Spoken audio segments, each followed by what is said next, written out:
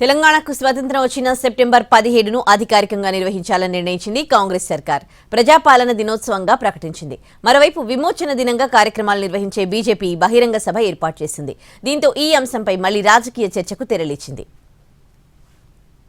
September 17ను Telangana ప్రజాపాలన దినోత్సవంగా ప్రకటించింది రేవంత్ సర్కార్. దీనికి తగ్గట్లుగానే కార్యక్రమాలు నిర్వహించేందుకు అధికార యంత్రాంగం ఏర్పాట్లు చేస్తోంది. ఈ కార్యక్రమానికి కేంద్ర హోంమంత్రి అమిత్ షాను ఆహ్వానించారు ముఖ్యమంత్రి రేవంత్ రెడ్డి. అయితే ఆయన వస్తున్నారా లేదా అనేది ఇంకా స్పష్టం కాలేదు. బీజేపీ విషయానికి వస్తే గతంలో లాగే విమోచన దినోత్సవం పేరుతో కార్యక్రమాలు నిర్వహిస్తోంది. ఈ వేడుకలకు సీఎం రేవంత్ రెడ్డిని కూడా ఆహ్వానించారు.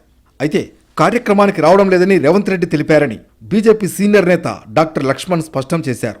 తాము నిర్వహించే సభకు ముఖ్యమంత్రి వస్తే ఎంఐఎం ఇబ్బంది పడుతుందని విమర్శించింది బీజేపీ. సమైక్య రాష్ట్రంలో సెప్టెంబర్ 17ను అధికారికంగా నిర్వహించాలని బీఆర్ఎస్ డిమాండ్ చేసింది.